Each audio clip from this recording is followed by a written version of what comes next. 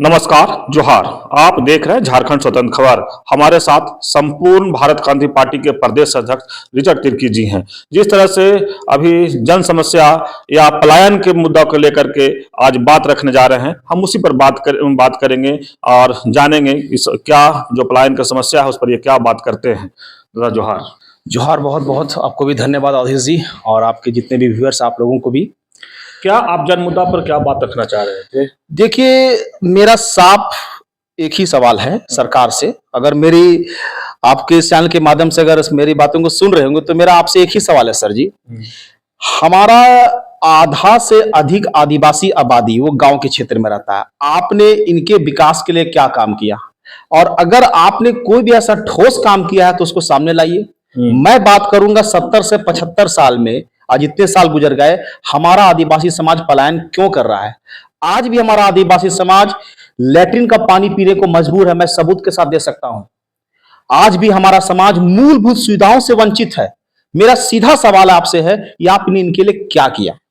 आइए थोड़ा सा अवधेश जी, मैं थोड़ा अगर नजर डाल के देखेंगे तो सबसे बड़ा चीज है कि सरकार ने पूरी तरह से नियोजित तरीका से, है ना, उसको कहते षड्यंत्र की तरह हमारे आदिवासी समाज को दबा के रखा है। इसका मैं आपके पास कुछ ठोस कारण देता हूं। सबसे पहला कारण, जो हमारा समाज का जो सबसे मुख्य चीज हो गया, शिक्षा। तो शिक्षा आज देखिएगा, हमारे जो प्राइमरी स्कूल है उसमें आप देखिएगा लगभग आधे से अधिक प्राइमरी स्कूल में शिक्षकों की भारी कमी है। माध्यमिक विद्यालय को आप देख ले, हाई स्कूल को देख ले, स्कूल का जर्जर बिल्डिंग है। आप देखिएगा कि आज भी मैं जब किसी विद्यालय में, सरकारी विद्यालय में जाता हूं जहां हमारे आधे से अधिक आदिवासी समाज के बच्चे वहां पढ़ाई करते हैं, 10वीं क्लास के विद्यार्थी को जोड़ घटाव नहीं आता है। 10वीं क्लास के स्टूडेंट को एक वाक्य अंग्रेजी में उसको अनुवाद करना नहीं आता है। किस प्रकार का आप उनको शिक्षा दे रहे हैं। पहली क्लास से लेकर 8वीं क्लास तक बिना एग्जाम के इनको पास कर दिया जाता है। अब जो बच्चा पहली क्लास से लेकर 8वीं क्लास तक जो कुछ पढ़ेगा नहीं, वो 9वीं में क्या करेगा, वो 10वीं में क्या करेगा। देखिए खेला, देखिए किस प्रकार से कि ये आदिवासी लोग शिक्षित ना बने, और जब तक ये शिक्षित नहीं बनेंगे तब तक इनका शोषण होता रहेगा और ये लोग अपना राजनीति रोटी सेकते रहेंगे। अब हमारे बच्चे जो ना 9वीं ढंग से पढ़े, 10वीं के, उनको 11वीं 12वीं करते।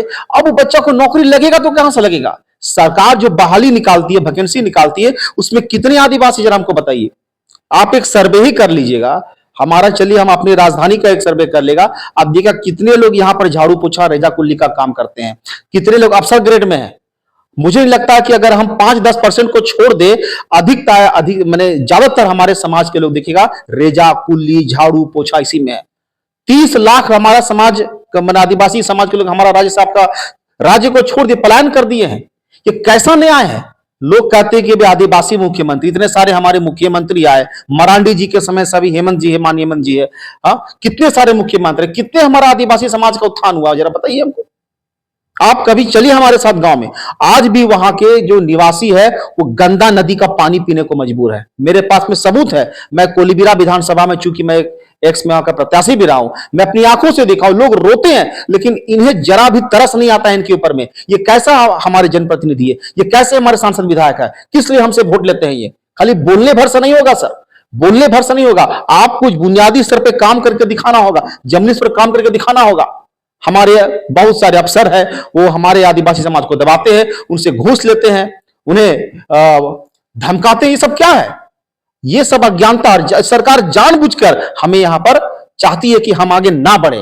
रिचर्ड जी, लेकिन जितनी बातें आप कह रहे हैं कि नाले का पानी अभी भी ग्रामीण पी रहे हैं, स्कूल में बच्चे सही शिक्षा नहीं पा रहे हैं, लेकिन क्या इसके लेकर के कभी आप लोग जो वहां के जनप्रतिनिधि हैं उनसे बात रखे हैं? बिल्कुल बिल्कुल, हमने कई बार इसके पास शिकायत किया है।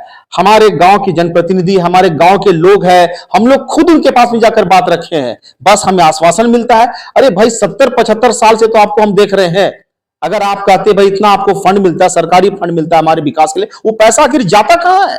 सवाल ये, वो पैसा जाता कहां है। जब वो पैसा बोलते हैं हम खर्च किए हैं, गांव के विकास के लिए खर्च किए, तो पैसा होता क्या है।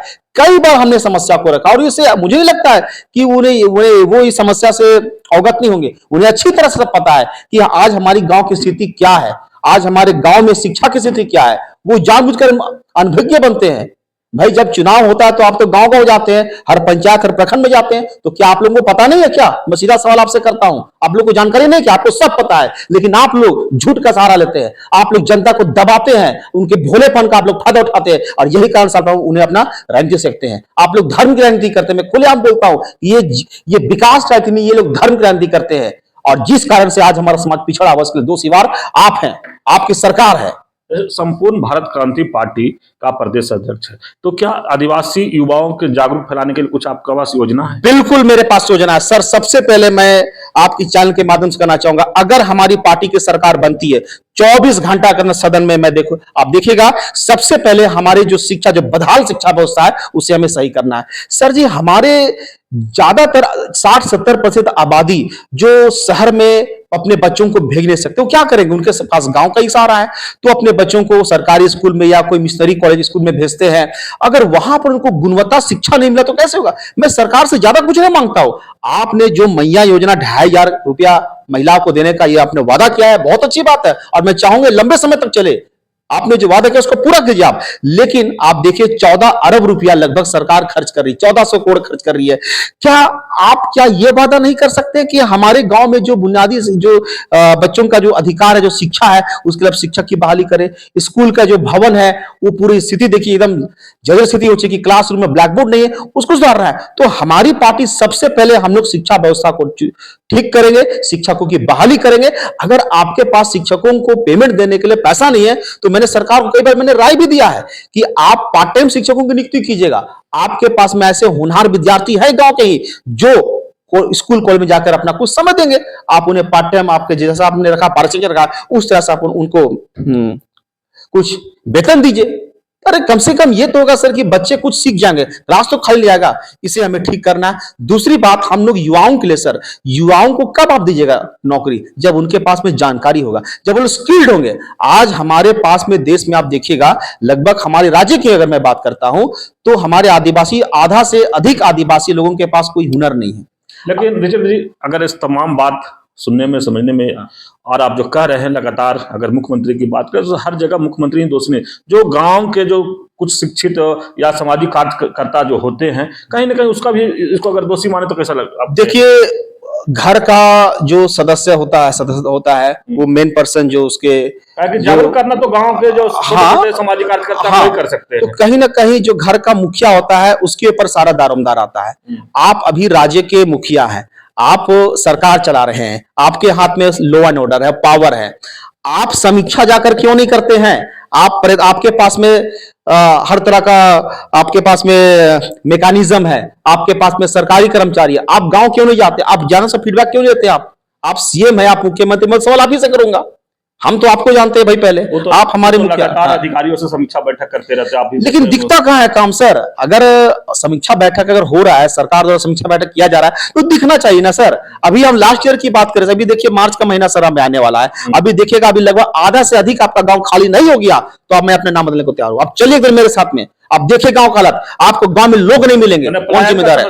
पलायन इतना ज्यादा है सर कि गांव में लोग मिलने से, ढूंढने से लोग नहीं मिलते हैं, कहां जाते हैं लोग? अगर गांव का पलायन देखिएगा, ऐसा कई हमारे पास में केस आया है सर, पलायन तो किए लेकिन उसके बाद उनका कोई आता पता नहीं है, सरकार के पास में कोई डाटा नहीं है। यहां तक कि जब उनकी मृत्यु होती है ना सर, तो उनका लाश लाने में सर सरकार का हवा निकल जाता है सर। ये कैसा न्याय है सर? आप रोजगार की बात करते हैं तो आप अपने युवा समाज, अपने समाज को प्रशिक्षण दीजिए। अच्छा, अब जैसा बात मैं करूंगा, ये लोग बोलते हैं कि भाई हम सरकारी एग्रीकल्चर विभाग में हम बहुत तरह का योजना लाके प्रशिक्षण करवा रहे हैं, ट्रेनिंग दे रहे हैं फ्री ऑफ कॉस्ट, मेरे पास इतना डाटा है। ठीक है, चलिए मैं आप ही का डाटा का मैं बात करता हूं, कितना लोग सक्सेस किया है आज आपका गांव घर में कितने, अगर मैं चंद गांव की बात करना छोड़ दूं, अगर मैं ज्यादातर, मैं देखिए मैं वैसे गांव को लूंगा जहां पर आपकी संख्या बहुत आया था, तो बहुत देखिए कितने गांव में लोग वहां पर आपके जो ट्रेनिंग जो की है उसमें लोग सक्सेस हुए हैं। इसके लिए सरकार को मैंने कई बार, हमने विधायक के पास भी ये बात रखी है कि आप एक निगरानी टीम बनाइए सर, क्योंकि जो ट्रेनिंग प्रशिक्षण लिए बिजनेस करने के साथ बुद्धि चाहिए, जो तो आपने इसके, जो आपने इन्हें कभी दिया ही नहीं है, क्योंकि इनके आपने शिक्षा खा गया है। अब इनके पास में बुद्धि रहेगा नहीं, अब इनको बोलोगे बिजनेस करने, आपको आप आप इनको बोलोगे एग्रीकल्चर में ये करो भाई बुद्धि रहेगा तब ना करेगा। तो इसीलिए मैंने कहा कि आप एक निगरानी टीम बनाए जहां पर जो प्रत्येक घर में जाकर उनका दौरा करेंगे, विजिट करेंगे, वो भी नहीं है। तो इस तरह से इनका ये प्रोजेक्ट पूरी तरह से फेल हो चुका है। लेकिन अगर बात अभी कृषि पर की है, कृषि विभाग में कई जो मुर्गी पालन, बकत, सुअर पालन तमाम ट्रेनिंग दिया जाता है, देखा उससे ग्रामीण का कुछ बेनिफिट नहीं हो पाता। देखिए, अगर जब वहां पर ट्रेनिंग हो रहा है, ट्रेनिंग कर रहे हैं, देखिए सर, मैं एक चीज बोलूंगा, नकल के लिए भी अकल का जरूरत है। अब गांव के लोग, जो ज्यादातर लोग जो पढ़े लिखे हैं लेकिन उच्च स्तर का शिक्षा उन्हें नहीं मिल रहा है। मैंने कहा ना, आप गांव में जाइए, बहुत सारे, मैं कॉलेज के मैं नाम नहीं ले रहा हूं, आप एक ग्रेजुएशन के बच्चों को एक आवेदन लिखने बोलिए ना, वो आवेदन नहीं लिख पाएगा। आप एक 10th या 11वीं 12वीं को बोलेगा गुना भाग करने, देखिए गुना भाग नहीं कर पाएगा। तो उन लोगों को आप ट्रेनिंग देते हैं सर। आप ट्रेनिंग तो ले लिए, सर्टिफिकेट भी सरकार को तो अपना वहां पर रिपोर्ट जमा करते, लोग इतने लोग हमने ट्रेनिंग दिया, लेकिन वो सक्सेस नहीं हो पाते हैं। इसका कारण है कि सबसे बड़ा चीज है कि वहां पर वो लोग को बुनियादी जो उनको बेसिक नॉलेज है वो रहता ही नहीं है, इसलिए प्रोजेक्ट भी हमारा सक्सेस नहीं कर रहा।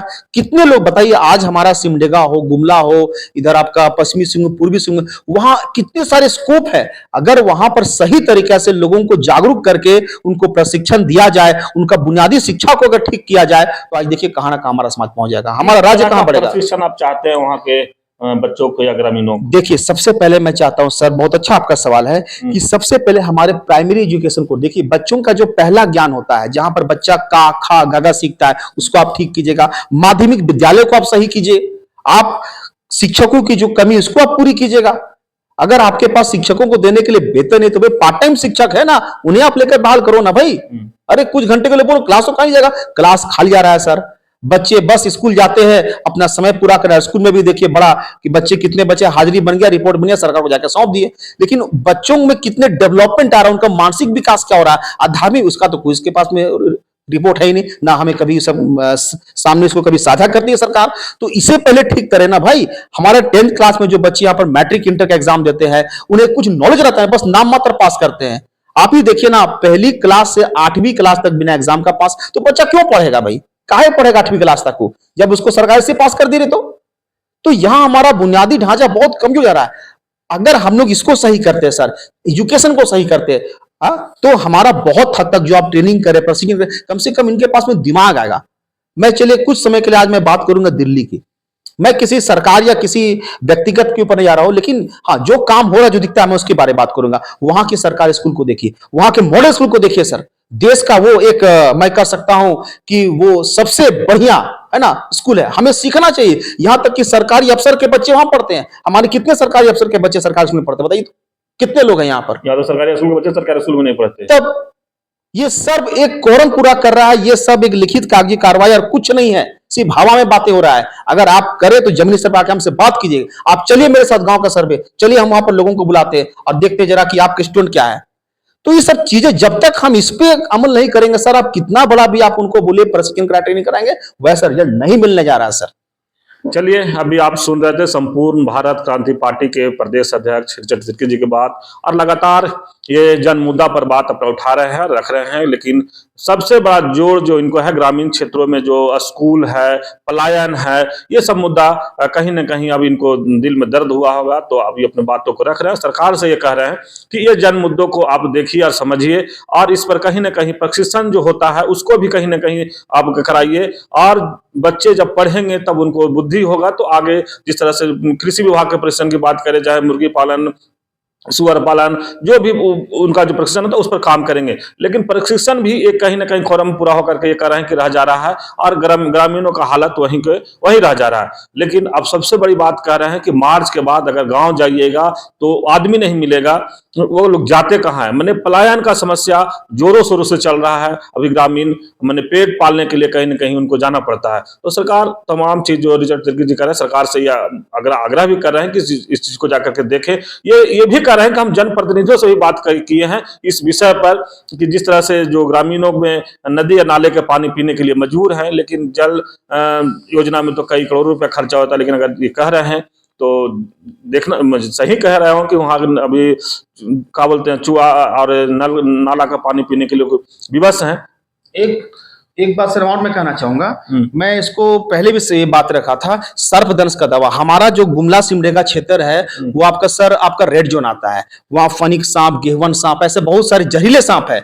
मैंने कई बार ये बात भी कहा कि हमारा एक सर्पदंश का जो आपका दवा होता है वो आपको प्रखंड स्तर पर रखिए, यहां तक कि उसको कोशिश कीजिए कि पंचायत स्तर पर भी गए, क्योंकि ज्यादातर गांव के लोग खेत में काम करते हैं और ऐसे कई सारे हैं। अभी हाल ही के गांव है आपका कोलीबिरा में ऐसा घटना हुआ था, एक जवान घर का लड़का और एक जवान लड़की थी, खेत में काम करने गए और सिर्फ उनकी मृत्यु इसलिए हो गई क्योंकि उन्हें देर हो गई अस्पताल ले जाते वक्त। हाँ, अगर ये सर्पदंश का दवा अगर आपके चलिए पंचायत छोड़ दिए, प्रखंड में भी अगर हो, हर प्रखंड लेवल पे कराया जाए तो सर हमारे लोगों की जान बच सकती है। स्वास्थ्य केंद्र जहां जहां है हाँ, तो लेकिन सरकार सुनती नहीं है, तो हम लोग क्या करेंगे बताइए। अब ऐसी सरकार के खिलाफ हम लोग जन आंदोलन करने जा रहे हैं, अगर सरकार में बात नहीं सुने तो ये बहुत बड़ा विकराल रूप धारण करने जा रहा है। चलिए, रिचर्ड तिर्की जी कह रहे हैं कि सर्पदंश की दवा प्रखंड स्तर पर या स्वास्थ्य केंद्र है वहां अगर रहता तो जो मृत्यु होता है सर्प काटने से, सर्पदंश से, वो कम से कम रुकता या कम होता।